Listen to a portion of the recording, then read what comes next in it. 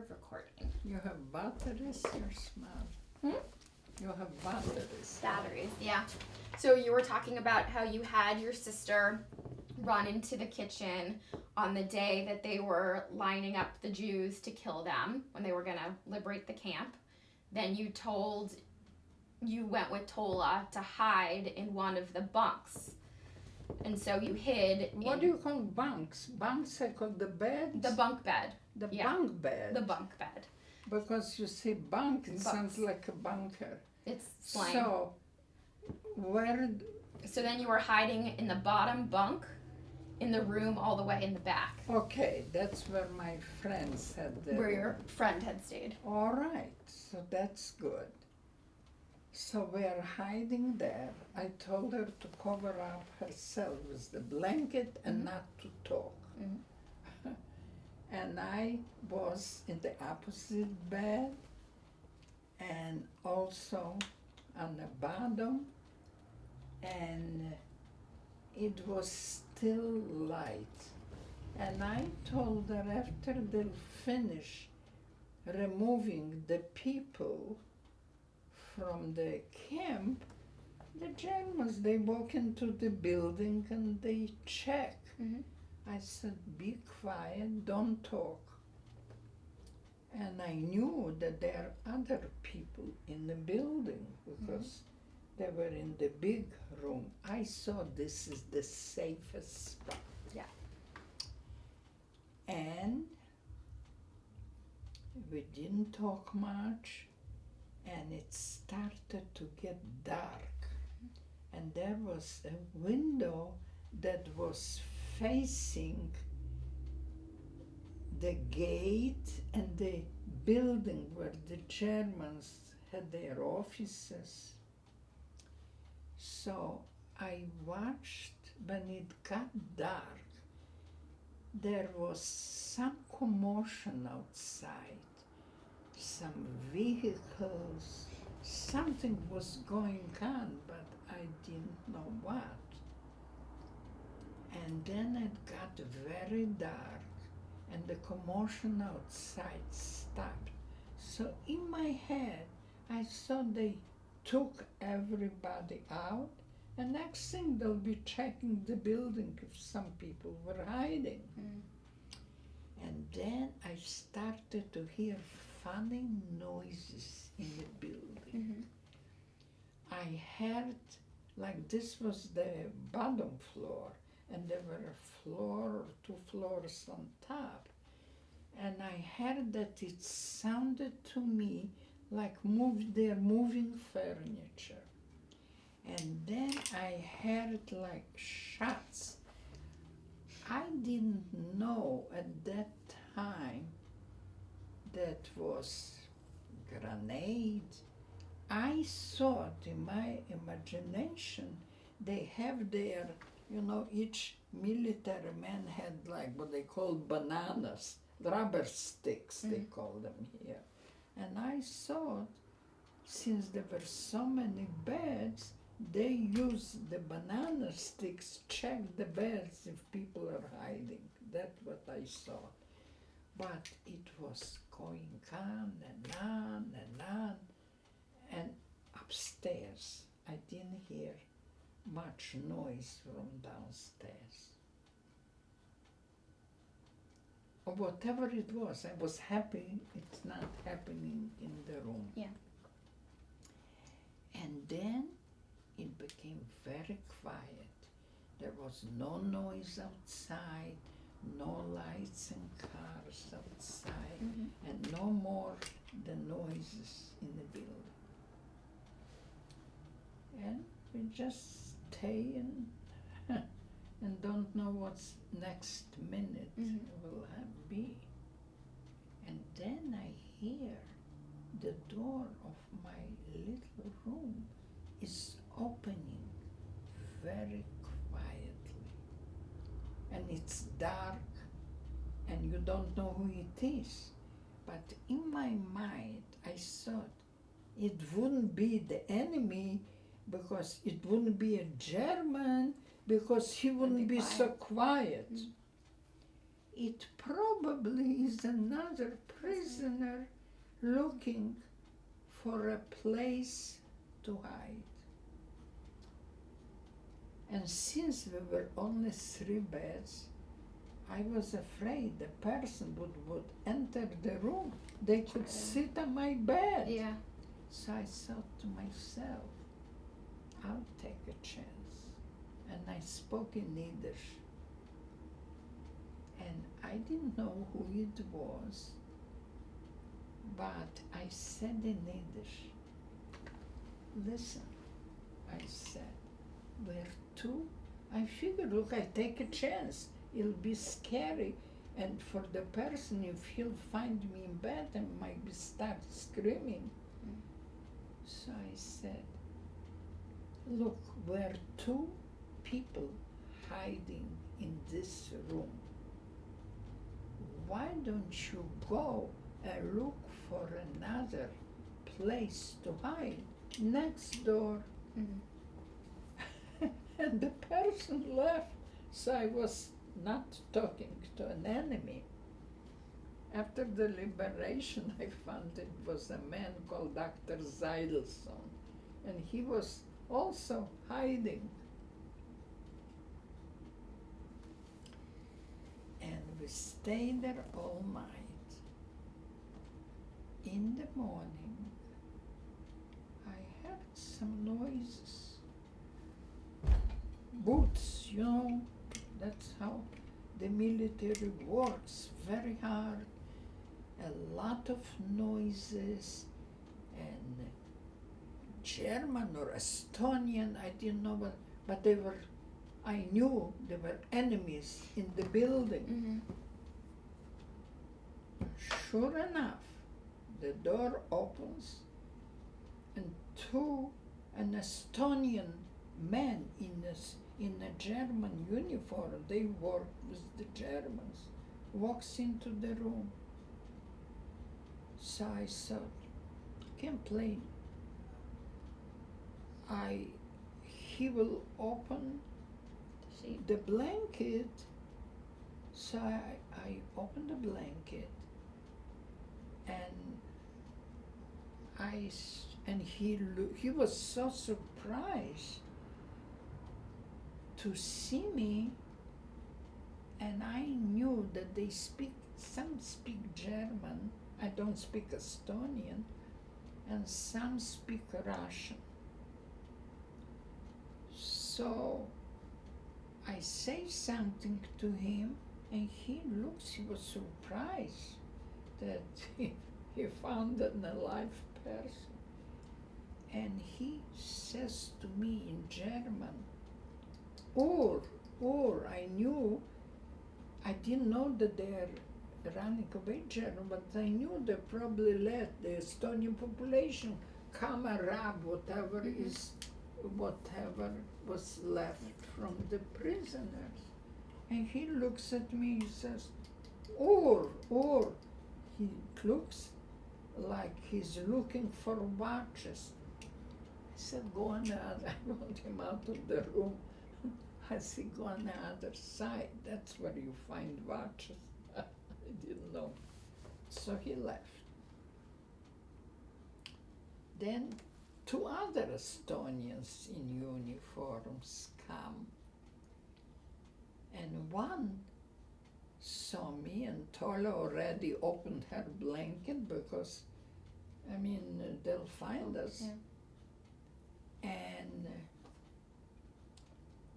And I say to him, when I talk to him, and there is a word in Estonian, ei oska, it means I don't understand. So, and when he did, and the first man opened saw me in the bed, I go for self-protection. I go, he shouldn't, you hope against hope. Yeah. So the 2 men came, and they left. And then there were one taller, one shorter. After a while, the shorter Estonian comes see he wants to hug me. And so little I know, I thought, look, maybe he raped me. You know, I was scared. Yeah. Tora didn't understand. And she says to him in Russian, she says, don't touch her, she's such a pretty girl. And I said to her, be quiet. Yeah. She didn't understand. Yeah. Then, I don't remember the sequence, the little man comes back. Yeah, and I told him, I am sick, I had no hair, and I am sick. Anyway, the little man comes back, and he speaks a little German. And he doesn't touch me, and he says, you and her, you should get away from here. And at night I was thinking, after the Germans would leave the camp, they'll explode it. And and that's what I was thinking all night, but you don't know what the next step is. So this Estonian man becomes serious, and he says to me in German, heute Abend, alles kaputt. Go away from here. He said to me, you run away from here because tonight they are going to explode the camp. Like he answered to my thought. And I say, where should we go? Yeah. He says, just get out of here. I say, how can we get out? The Germans' guards will kill us. He says, there are no more Germans. They ran away. And I don't believe him. I didn't know that the Germans ran away. I thought they are there to kill the rest of the people. And I was like hysterical. They ran away. And the women, the SS women, and this and that German. He says, everybody, they ran away. It's like he's giving me a lesson life.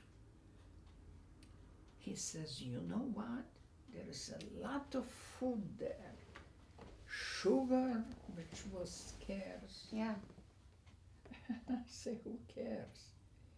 He says, well, get out of this room and take some, it's going to be cold winter, and take some coats and get out of the building.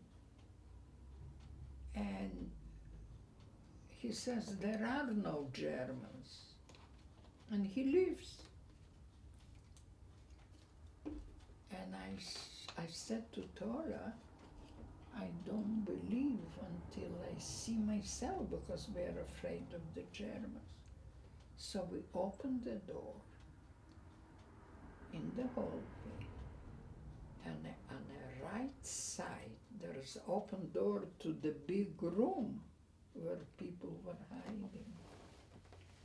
And I don't want to look. I see a lot of dead bodies on a big pile, half naked, a whole pile. And I can't look, so I don't look. And we go to the little room where we stayed, near the door. I pick up my old coat that I had, the only coat, and Tola takes her coat.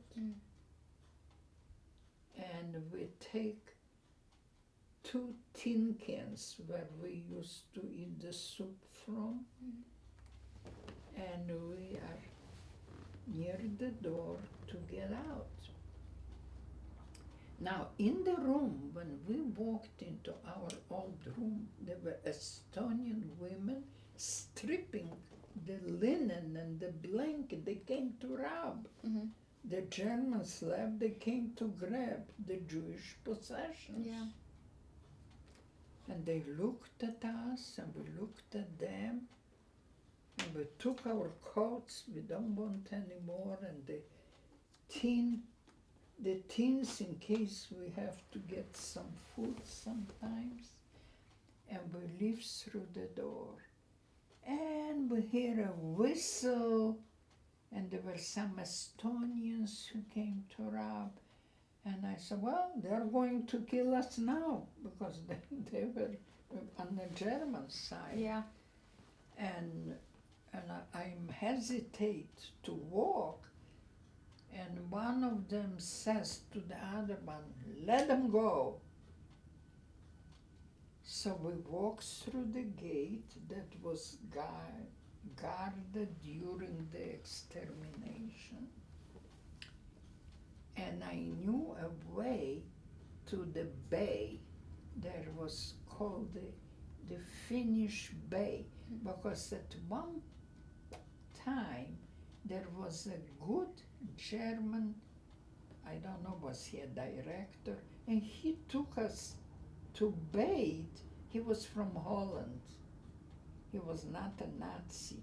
And he took a bunch of women to that Finnish, to the Finnish Bay. He was very nice and very friendly. That's the time when they gave us more food. So I said to Torov, so we walked through the gate, and on the way to the bay, I knew there was another, what do you call, where the guard sits? A tower, like a watchtower? It was not a tower, it was just a little stand that the guard used to stay there to watch the camp. So, like a little booth. Yeah. So I said, look, the Estonian guy told us the Germans ran away, but I don't believe. But if we'll pass the place where the guard stands and there will be no Germans, then I believe, and then it means we're free. She follows me. She was very listening to me all the time. She was very sick. Sure enough, we walk. I remember how we went to the bay through the woods, but I knew how to get there. And I thought, maybe somebody will help us, we have no home. And we are scared, you're scared of everybody. Anybody can kill you because you were a Jew prisoner. So we passed by the little post, and there is nobody sitting there. I said to Dora, we're free. And we walk, and we smell something burning. That was the house that the Germans set on fire with prisoners. They set them on fire alive. And it burned, and the bodies gave such an odor. And I didn't want to look. When I'm scared, I don't want to look. But I saw a big pile, and that's still smoking, and there was somebody standing there. I didn't know who it was, a German, Estonian, a private person. We kept on going, and there were commotions in the woods. I don't know who was running, who was pro-German, who was against German, but some people who were running gave me a loaf of bread. And we kept on going and going. And then I don't look again, but I see a whole bunch of empty alcohol bottles. And I see on the right hand side clothes, and I don't know exactly what it was, but I knew that's where the dead bodies will be found. But I can't, I'm scared to look. So I knew that if the Germans are telling their soldiers to kill, they give them a lot of alcohol. So I saw the empty bottles and I put two and two together. And there was clothes thrown and tins from the camp like I had. So I pick up one tin can, there was a sandwich. So I took it, I thought, maybe we'll be hungry. We didn't eat. And after I took a bite of the sandwich, it was so real. I felt I'm eating blood. You know, it's just, and I knew there was something going on, but I was scared to look. And that's the place where they set the people on fire, that they built a pyre. But I didn't look at that time. And I told Torla, and she could hardly walk. Every few minutes she had to sit down. And I got her in the woods a stick so she can walk with the stick. She could hardly walk. She was so weak. And we kept on going. We are going because near the beach, near the bay, that this Hollander took some women for a dip. There was an old house, a shack, an old dilapidated house. And I knew there was another nice house. So while we were going at that time to bathe, I had a girlfriend, Ina Schatz. And I said to her, you know, Ina, we always talked with other girls what we'll do if we survive. And I said to her, I wouldn't mind living in the old shack if we will be liberated. We just talked. Now we walk, and we pass the old shack. And next thing, close to the bay, was a decent looking house. So I said to Tora, I'm going to knock at the door. Maybe they'll give us shelter. So I knock at the door, and a young girl, about my age, maybe younger, opens the door. And I always felt they can understand the Russian or German because I don't know Estonian. And she opens, I knock at the door and Tora waits, and she opens the door. And I said to her, I am from Klooga. Do you know what happened there? She closes the door in front of me. She wouldn't let us in. So I said, what can we do? So we kept on walking along the bay. It was a beautiful sunny day.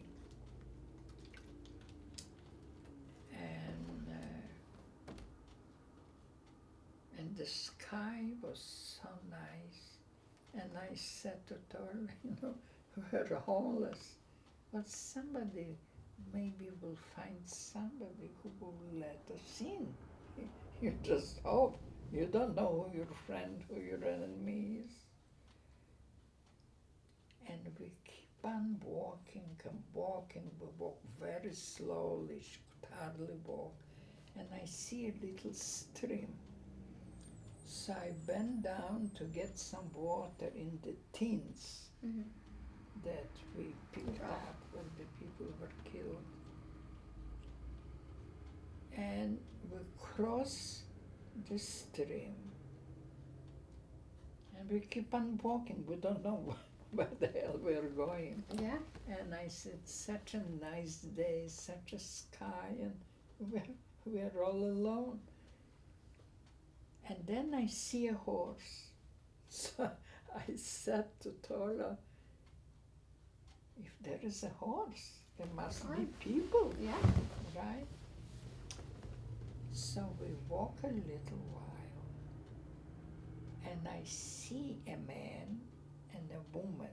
He was tall and blonde, and she was a blonde little woman. And while we walk, we are walking, and they come from somewhere across. And he stops, and I speak to him, and she said, Ayoshka, Ayoshka. She doesn't understand that I knew. And he speaks Russian. And the minute he saw us, I said, we are from Klooga. Do you know what happened there? He says, I used to work there. And he says in a broken Russian, I am a good man. I am going to help you. It was like music to my ears. Somebody cares. And he says, you know, he worked as a deshatnik. He had like a supervisor in the places where the prisoners were, a lumber yard, all kind. He told me he worked there. And he says to me, I am a good man. I was helping one of the prisoners. I was good to her.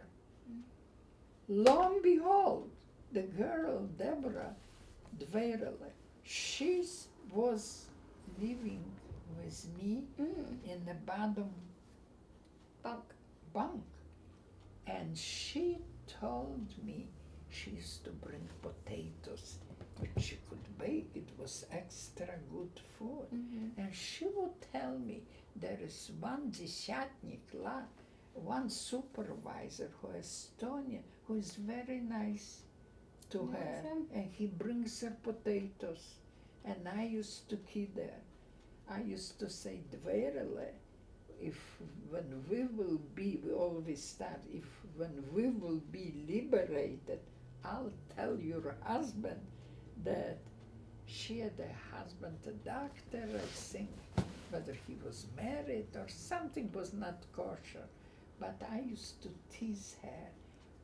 And she died suddenly in the camp. All of a sudden, she died.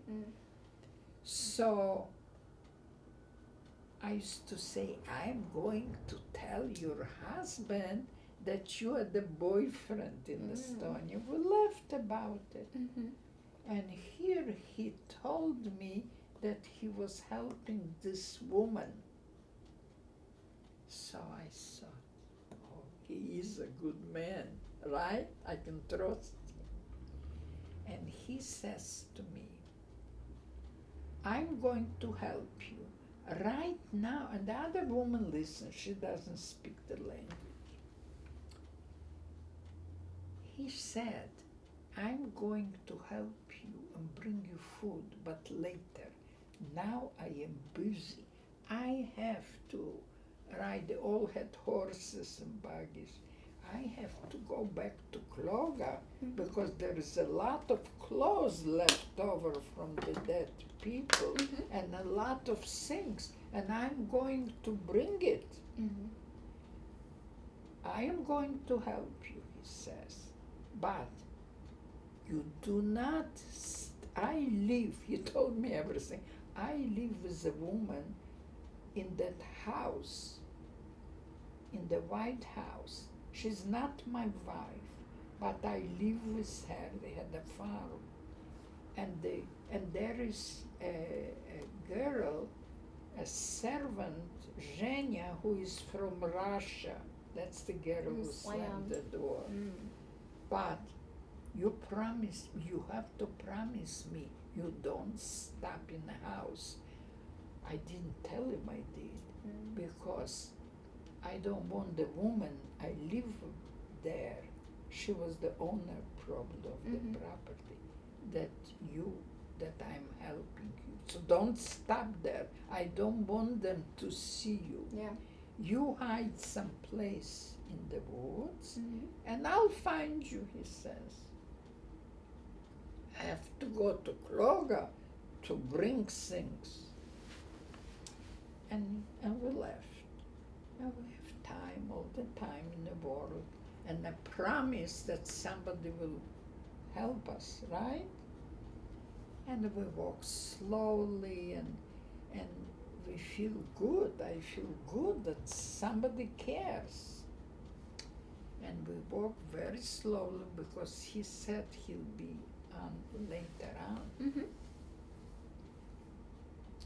And we come, make sure we are not close to the house, and we have to lie down. We are tired, and she could hardly walk, and we lie down someplace. But the ground is wet, and I know she's sick and feverish. So I said, let's not stay here. And then we see hay huts, when they cut hay. They put it in the little triangle cone. a triangle. And there were quite a few of them. So I said to Tola, let's go in. It was dry. Yeah. And he'll find us. Yeah. And we did. We go in, and it's dry, and she falls asleep. She's sick and feverish. And I lie down. I am sick already. I didn't. And around 5 o'clock, probably, he comes and he finds us. And I keep on looking all the time if he comes. And finally he comes and he finds us. And he says he's going to bring us food. And then he said, I see he wants to hug me or something. And I said to him, I knew that I probably, after a while I knew I probably had typhoid. But I said to him, the way he acted like he wants to have something to do with him. And I said, I am sick. I don't tell the word typhoid. I am sick. My stomach is upset. He's very sympathetic. He says, I am going to bring you. And he speaks a broken Russian, but I understand. And he says to me, I will have to bring you opium drops, whatever it is. And I heard the word opium. I say, no, I'll be all right. Yeah. And he says he doesn't want his wife to know he's helping us. And he goes to the house and brings us huge sandwiches, which would be very welcome during the during the concentration camp time. But somehow I am not hungry. Yeah. And Tora is sick. Yeah. And he's surprised. They were big, like a huge sandwich and something inside, ham or something. And I couldn't even eat all these hungry years. And I said to him, where are we going to stay at night? He says, I have a barn, but in the barn I have a woman and the daughter hiding there. At this time you didn't know who was the friend or an enemy. Yeah. They were Estonians from Revel, from the capital. And there is also an Estonian guard who worked in a camp as a guard, Staying there? staying in a barn, and that's where you and Tola will stay. Mm. I say, when I heard the Estonian guard, I say, listen, I don't want to stay in that barn. How about the old house that you have? Oh, he says, the house is in the bad shape. I say, I don't care. Why don't you take us to the old house? At least I won't have another enemy to contend with. Yeah. He says, okay. He's agreeable. He takes us to that old house, and he opens the door. There was no floor. The floor was like, what do you call, like Play-Doh. Anyway, Like it putty was or not. Play-Doh, yeah. A what? I don't know, Play-Doh. All right, it was not a real floor, a very messy place. And he shows me, look what I brought from Klooga, a bunch of coats from the dead prisoners. And he says, make yourself Bed. a place to sleep with the coats. Yeah. Jenny, I recognized two winter coats that I knew the man it belonged to. One was a very handsome guy from Poland, and this was a kosher, what do you call, like a hide with fair brown, and I knew who had it. Yeah. And a guy, a nice Polish, a Jewish guy from Poland, and another now was an older man whom I knew. He was also very nice. I recognized their coats, but people were wearing always one thing. Yeah. You didn't have Maxine's clothes No. closet. Everybody had one coat. And so he said, well, make yourself comfortable. There was no toilet or anything.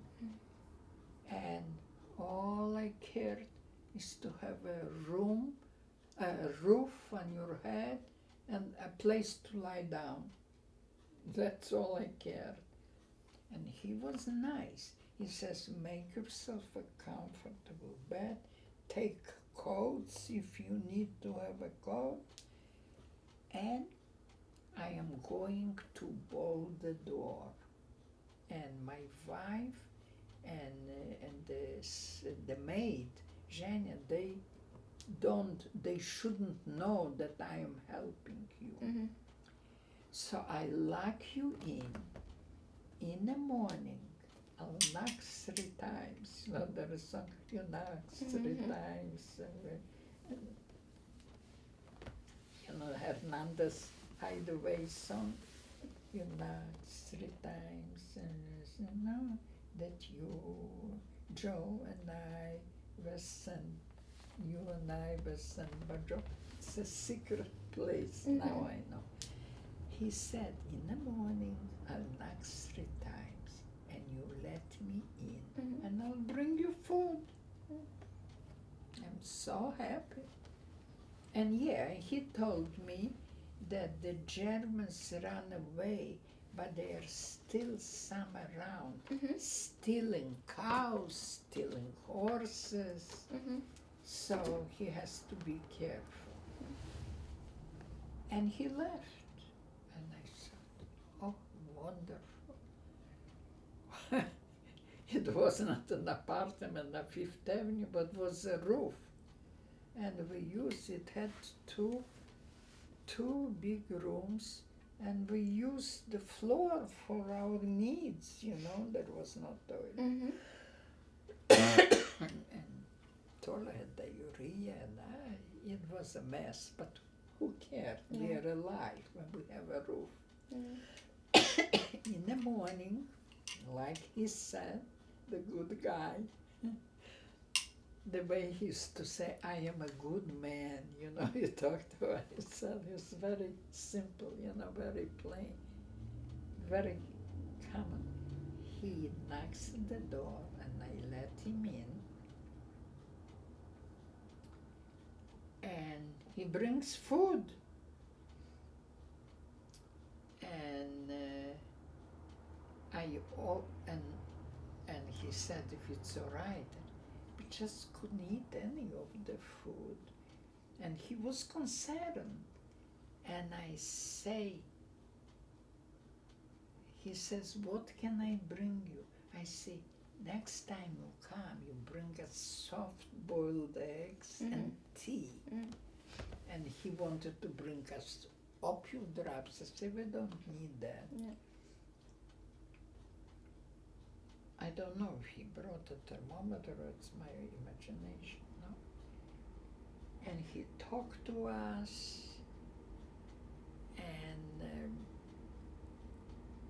and he left, and he said he'll come again, and his wife shouldn't know that he brings us, that we are here, and he brings us food, so he sort of stole from her.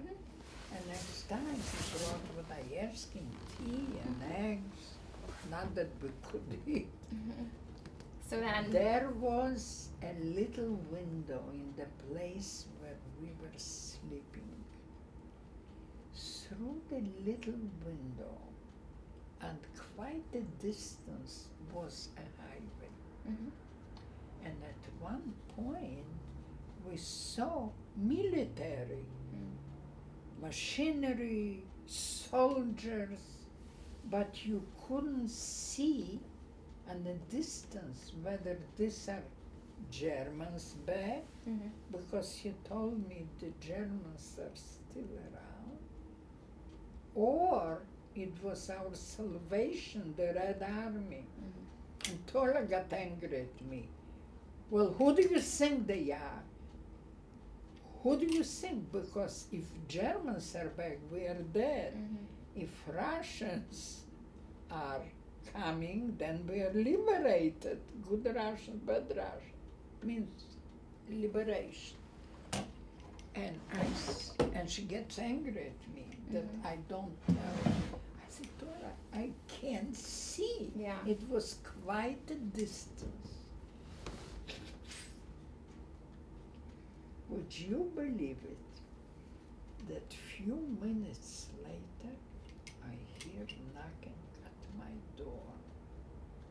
In comes, and his name was, Michael, his name was Mirke Oige.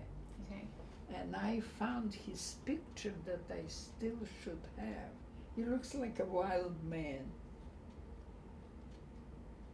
And that's, he opens the door, I open the door for them. And here he is, Mirke Oige, his wife, an older woman, Zhenya, the one who smashed. Servant. He told me that Zhenya works for them like a help on the farm, and she ran away. She was a Russian. And when the Germans came, she was running away from Russia. Anyway, they all come smiling. He, his wife, Zhenya, and the woman who lived in a barn with the daughter, and the Estonian guard. But I thought he's an enemy, or I'm sure he was. They all come, and they hug us and kiss us. It means the Russians came. And he says to us, now you don't have to be in the old house. Now you come and live with us in the house that look decent. So I said to him, I said, well, I can walk. So the Estonian guard picked her up, and we all went to the house. Wow. So it's a good step forward, right? He said, you don't want to be in this house. You want to be in a nice house. So we come into the house. They all help us, whatever we had. And they gave us a room upstairs. Mm-hmm. And he made us on the bed. He took a burlap bag and he filled it with straw so we could sleep on it. It was a nice sunny room, and Torla lies down and just lies down. She was very sick. Mm-hmm. And we stay and we are happy. Yeah. Okay? In the morning, they want us to come for breakfast. The first thing, it's such an old-fashioned kitchen, and they boil a lot of potatoes in skins. That's for the animals. They have cows. Mm-hmm. And the animals have to eat first. His wife doesn't speak any of the languages except Estonian, so he's the translator.